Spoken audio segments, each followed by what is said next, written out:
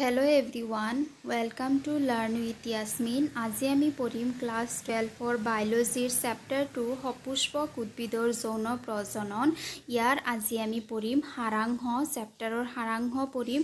চেপ্টাৰৰ সাৰাংশ মানে হৈছে কি গোটেই চেপ্টাৰটোৰ এটা কুইক ৰিভিজন। সো আমি কোৱেশ্চন আনসাৰ পঢ়াৰ আগতে গোটেই চেপ্টাৰটো এবাৰ মনত পেলাও। চেপ্টাৰ বহুত বেছি দীঘল আছিলে, চাগে তোমালোকে কিছুমান ইম্পৰ্টেণ্ট পাৰ্ট পাহৰি গৈছা, গতিকে আমি এবাৰ ৰিভিজন কৰি লওঁ। সো এতিয়া চোৱা, যিবোৰ ফুল ফুলা উদ্ভিদ আছে, আমি জানো যে যিবোৰ ফুল ফুলা উদ্ভিদ আছে সেইবোৰ উদ্ভিদত সাধাৰণতে কি হয়, যৌন প্ৰজনন হয়। আৰু যিবোৰ উচ্চ স্তৰৰ উদ্ভিদ আছে, যেনেকুৱা গুপ্তবীজী উদ্ভিদ আছে, এনেকুৱা ধৰণৰ উদ্ভিদত কি হয়, ফুলটো হৈছে একমাত্ৰ যৌন প্ৰজননৰ অংগ। কাৰণ ফুলৰ অবিহনে যৌন প্ৰজনন হ'ব নোৱাৰে। এই ফুলতে কি হয়, পুং জনন অংগ বা পুং জনন ৰেণু, স্ত্ৰী জনন ৰেণু এইবোৰৰ সৃষ্টি হয় ফুলতে। গতিকে ফুল অবিহনে যৌন প্ৰজনন হ'ব নোৱাৰে। এপাহ ফুলৰ পুং স্তৱক গঠন হয় পুংকেশৰৰ দ্বাৰা, য'ত পুং জনন অংগ আৰু গৰ্ভকেশৰৰ দ্বাৰা স্ত্ৰী স্তৱক গঠন হয়, যি স্ত্ৰী জনন অংগক প্ৰতিনিধিত্ব কৰে। এতিয়া চোৱা, এপাহ ফুলৰ যিটো পুং স্তৱক থাকে, পুং স্তৱকত কি থাকে, পৰাগধানী থাকে, পৰাগধানী, তাৰপিছত এটা পৰাগ দণ্ড থাকে বা পুং দণ্ড থাকে, হয়নে? এনেকুৱা ধৰণৰ থাকে। এইটো যে অংশ, এইটো অংশক কোৱা হয় পুং দণ্ড আৰু এইটো অংশক কোৱা হয় পৰাগধানী।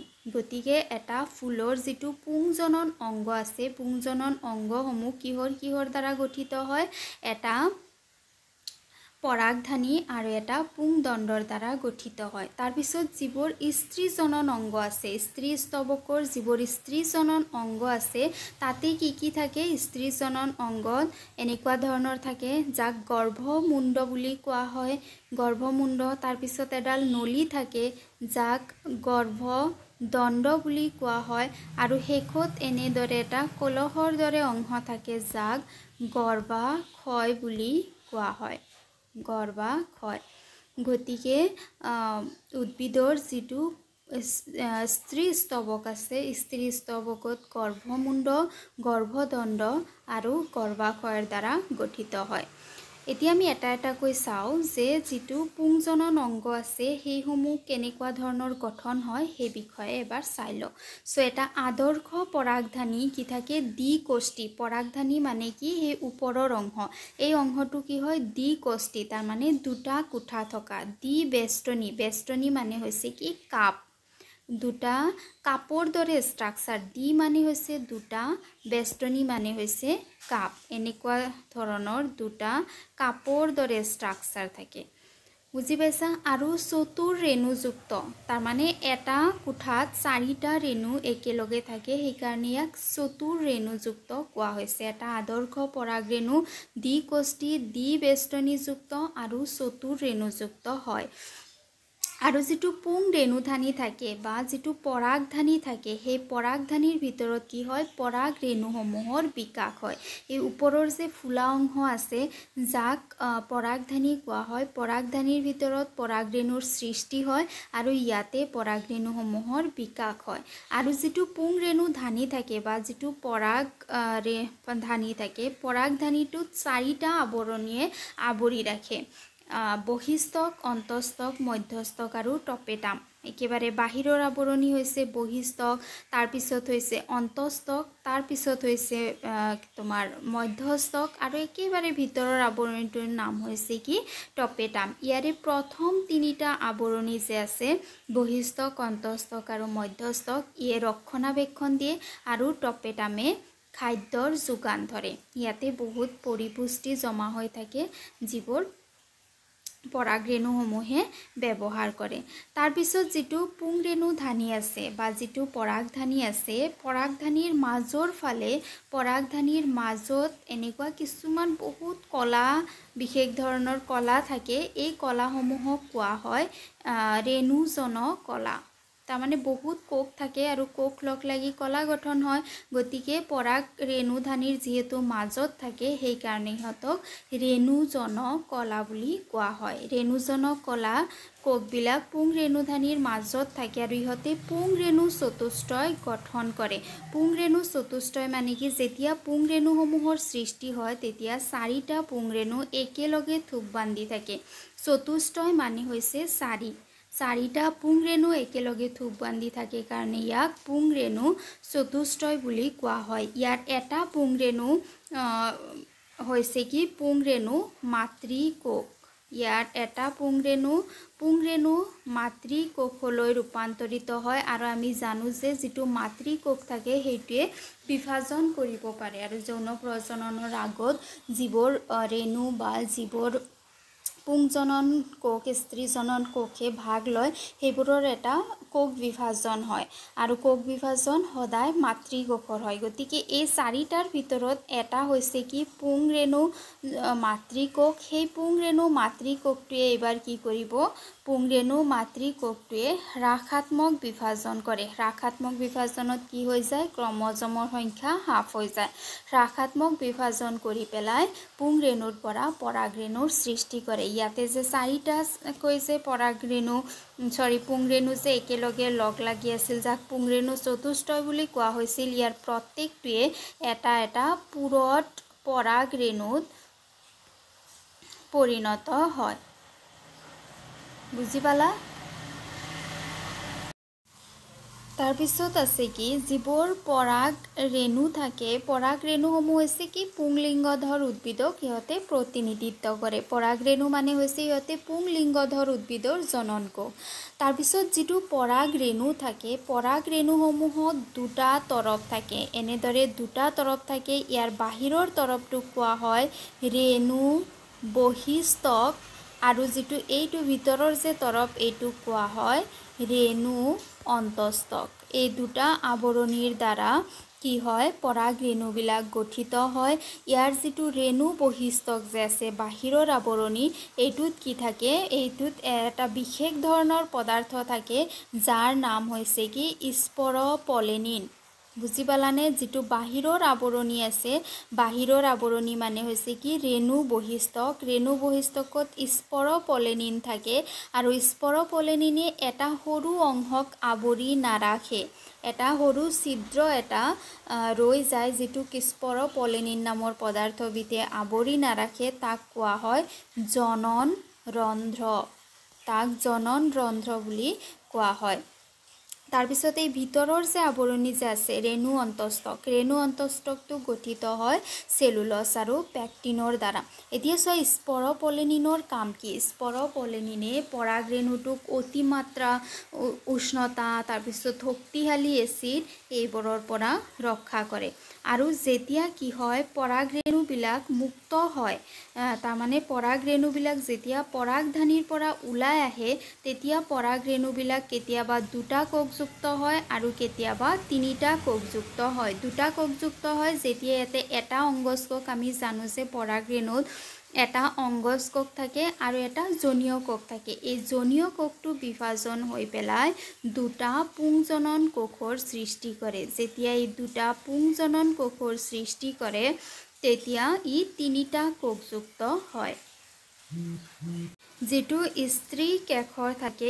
স্ত্ৰী কেশৰৰ তিনিটা অংশ থাকে মই আগতে কৈছোঁ গৰ্ভমুণ্ড একেবাৰে ওপৰৰ অংশ মাজৰ যিটো অংশ যিয়ে গৰ্ভমুণ্ড আৰু গৰ্ভাশয়ক কানেক্ট কৰে সেইটো অংশ হৈছে গৰ্ভদণ্ড এটা টিউব লাইক ষ্ট্ৰাকচাৰ তাৰপিছত হৈছে কি গৰ্ভাশয়ৰ ভিতৰত থাকে ডিম্বক আৰু ডিম্বকত এডাল সৰু নাড়ী থাকে এইটো এটা ডিম্বকত সৰু এটা ঠাৰিৰ দৰে অংশ থাকে যাক ডিম্বক নাড়ী বুলি কোৱা হয় বুজি পালা তাৰপিছত ডিম্বকৰ চাৰিওফালে এটা ৰক্ষাকাৰী ডিম্বক ত্বক থাকে ডিম্বক ত্বক মানে কি ত্বক মানে হৈছে কি আৱৰণী হয়নে বীজৰ ত্বক মানে বীজৰ চাৰিওফালৰ আৱৰণী ঠিক তেনেদৰে ডিম্বক ত্বক মানে হৈছে কি ডিম্বকৰ চাৰিওফালৰ আৱৰণী তো এইটো যেটো ডিম্বকৰ চাৰিওফালৰ সাপোজ এইটো ডিম্বক এইটো যে চাৰিওফালৰ যে আৱৰণী আছে এইটোক ডিম্বক তক বুলি কোৱা হয় যে ডিম্বকটোক ৰক্ষণাবেক্ষণ দিয়ে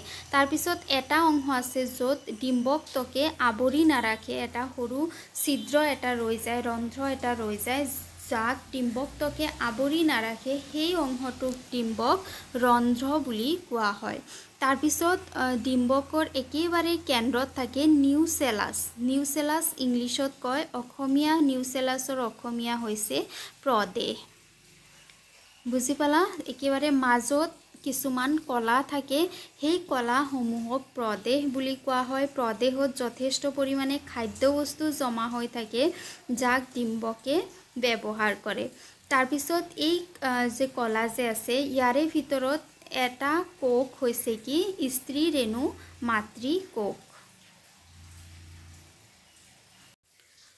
তো এইটো যেটো স্ত্ৰী ৰেণু মাতৃ কোষ থাকে প্ৰদেশত সেই স্ত্ৰী ৰেণু মাতৃ কোষটোৰ এবাৰ কি হয় শাখাত্মক বিভাজন হয় ইহতে চাৰিটা কোষৰ সৃষ্টি কৰে চাৰিটা কোষৰ পৰা মাত্ৰ এটা কোষেহে কি কৰিব পাৰে ভ্ৰূণস্থলী বা ভ্ৰূণৰ সৃষ্টি কৰিব পাৰে আৰু আমি জানো যে এটা পুৰঠ ভ্ৰূণত 7টা কোষ আৰু 8টা কোষ কেন্দ্ৰ থাকে ডিম্বক ৰন্ধ্ৰৰ ফালে থাকে গৰ্ভযন্ত্ৰ য'ত সহকাৰী কোষ থাকে আৰু য'ত এটা ডিম্বাণু থাকে এনেকুৱা থাকে এটো সাপোজ ডিম্বক ইয়াতে 3টা কোষ থাকে ইয়াতে 3টা কোষ থাকে আৰু ইয়াতে এটা ডাঙৰ কোষ থাকে য'ত থাকে কি 2টা কোষ কেন্দ্ৰ তেনেহলে টোটাল কেইটা কোষ হল 1 2 3 4 1 2 3 4 5 6 7 মানে 7টা কোষ হল আৰু কোষ কেন্দ্ৰ কেইটা হল এটা কোষৰ ভিতৰত 2টা কোষ কেন্দ্ৰ আছে তেনেহলে কোষ কেন্দ্ৰ কেইটা হ'ব 8টা গতিকে ডিম্বকত বা ভ্ৰূণস্থলীত কি থাকে 7টা কোষ আৰু 8টা কোষ কেন্দ্ৰ থাকে আৰু সাপোজ এইটো হল কি তোমাৰ ডিম্বক ৰন্ধ্ৰ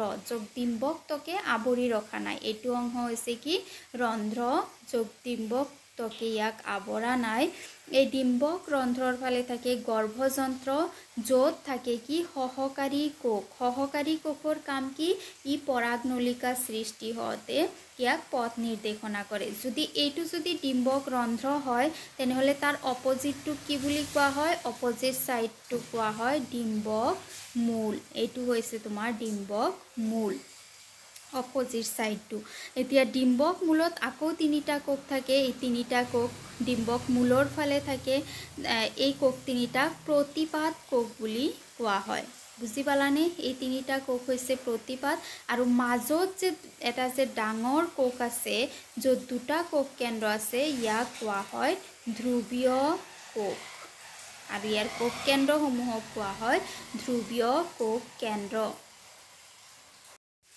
সো আমি এতিয়া পালো যে যিবোৰ পৰাগ ৰেণু থাকে পৰাগ ৰেণুসমূহৰ সৃষ্টি হয় পৰাগধানীত আৰু স্ত্ৰী ৰেণু অৰ্থাৎ ডিম্বকৰ সৃষ্টি হয় গৰ্ভাশয়টো ক'ত থাকে গৰ্ভমুণ্ডৰ একেবাৰে তলৰ ফালে থাকে গতিকে পৰাগধানীৰ পৰা কি হ'ব লাগে যিবোৰ পৰাগ ৰেণু আছে সেইবোৰ গৰ্ভমুণ্ডত আহিব লাগে তাৰ পৰা সিহঁতে গৰ্ভাশয়ত যাব পাৰে গতিকে এইটো যেটো প্ৰসেস য'ত পৰাগধানীৰ পৰা গৰ্ভমুণ্ডলৈ পৰাগ ৰেণু স্থানান্তৰ হয় তাক পৰাগযোগ বুলি কোৱা হয় আৰু পৰাগযোগ হওঁতে কিছুমান পৰাগ বাহকে সহায় কৰে পৰাগ বাহকসমূহ অবায়বীয় হ'ব পাৰে যেনে বতাহ আৰু পানী নাইবা বায়বীয় হ'ব পাৰে য'ত তোমাৰ আহে বিশেষকৈ পতংগ তাৰ পিছত জীৱ জন্তু মানুহ এইবোৰ সকলোখিনি পৰে ক'ত বায়বীয়ৰ ভিতৰত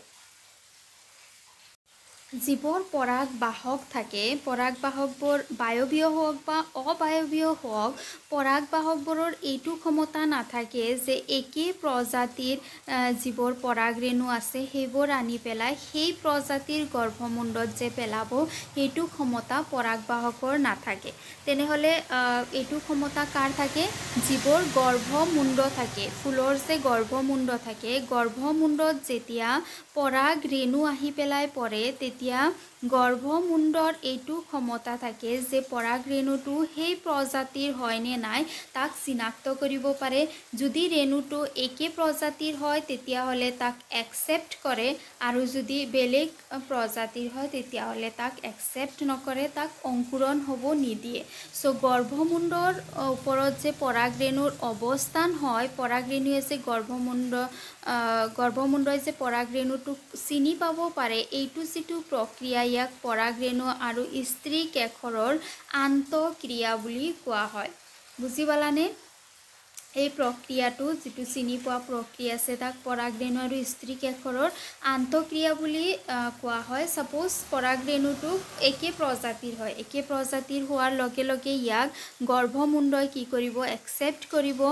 একচেপ্ট কৰাৰ পিছত কি হ'ব? একচেপ্ট কৰাৰ পিছত যিটো গৰ্ভমুণ্ড আছে, গৰ্ভমুণ্ডৰ তলত কি থাকে? গৰ্ভদণ্ড। সেই গৰ্ভদণ্ডৰ মাজেদি এটা নলীৰ সৃষ্টি হয়, যিটো নলীক পৰাগ নলী বুলি কোৱা হয়। এই পৰাগ নলীৰ সহায়ত কি হয়? যিটো পৰাগ ৰেণু আছে সেইটো গৰ্ভাশয়ৰ ফালে গতি কৰে, আৰু ইয়াক পথ নিৰ্দেশনা কৰাই কোনে? যিবোৰ সহকাৰী কোষ আছে, সহকাৰী কোষৰ নিৰ্দেশনাত যিটো পৰাগ নলী থাকে সেইটো গৰ্ভাশয়ৰ ফালে গতি কৰে, আৰু ইয়াতে যিটো পৰাগ ৰেণু থাকে সেইটো লাহে লাহে গৈ পেলাই গৰ্ভাশয় পায়গৈ। তো যিবোৰ গুপ্তবীজী উদ্ভিদ থাকে, গুপ্তবীজী উদ্ভিদত কি হয়? দুবাৰ নিষেচন হয়, সেইকাৰণে ইয়াক দ্বিনিষেচন বুলি কোৱা হয়। দ্বি মানে হৈছে দুটা, নিষেচন মানে জানাই প্ৰজনন। দুবাৰ কেনেকৈ হয়? যে আমি জানো যে যিটো পৰাগ ৰেণু থাকে, পৰাগ ৰেণুসমূহত দুই ধৰণৰ কোষ থাকে। এটা হৈছে অংগজ কোষ আৰু এটা হৈছে কি? জনন কোষ। ইয়াৰে যিটো জনন কোষ থাকে সেইটোৰ বিভাজন হয়, বিভাজন হৈ পেলাই কিহৰ সৃষ্টি হয়? দুটা পুংজনন কোষৰ সৃষ্টি হয়। এই যে দুটা পুংজনন কোষ যে সৃষ্টি হ'ল, ইয়াৰে এটা পুংজনন কোষ আৰু ডিম্বাণুৰ কি হয়? সংলায়ন হয়। সংলায়ন হোৱা মানে নিষেচন হোৱা। এটা ডিম্বাণু আৰু এটা পুংজনন কোষৰ যেতিয়া সংলায়ন হয় বা নিষেচন হয়, তাৰ ফলত কিহৰ সৃষ্টি হয়? এটা দ্বিগুণিত যোজন কোষৰ সৃষ্টি হয়। বুজি পালানে? দুটা জনন কোষ যে বিভাজন হৈ পেলাই দুটা পুংজনন কোষৰ সৃষ্টি হয়। ইয়াৰে এটা পুংজনন কোষ আৰু ডিম্বাণুৰ মিলন হয় বা সংলায়ন হয়। সংলায়ন হোৱাৰ ফলত ইয়াতে কি হয়? দ্বিগুণিত দুটা কোষ কেন্দ্ৰৰ মিলন হৈছে, হয়নে? এটা ডিম্বাণুৰ কোষ কেন্দ্ৰ, এটা পুংজনন কোষৰ কোষ কেন্দ্ৰ। সেইকাৰণে এইটো হৈছে কি? দ্বিগুণিত যোজন কোষৰ সৃষ্টি হয়। তাৰপিছত আৰু এটা যে ৰৈ যোৱা পুংজনন কোষ যে এটা থাকি গ'ল, সেইটো পুংজনন কোষ আৰু কি হয়? ধ্ৰুৱীয় কোষ। ধ্ৰুৱীয় কোষ কোনটো কোষ হয়? য'ত কোষ কেন্দ্ৰ দুটা থাকে, এটা কোষৰ ভিতৰতে যে দুটা কোষ কেন্দ্ৰ থাকে, সেইটো ধ্ৰুৱীয় কোষ আৰু বা ৰৈ যোৱা পুংজনন কোষটোৰ সংলায়ন হয়। সংলায়ন হোৱাৰ ফলত ত্ৰিগণিত প্ৰাথমিক ভ্ৰূণপোষ কোষ কেন্দ্ৰৰ সৃষ্টি হয়।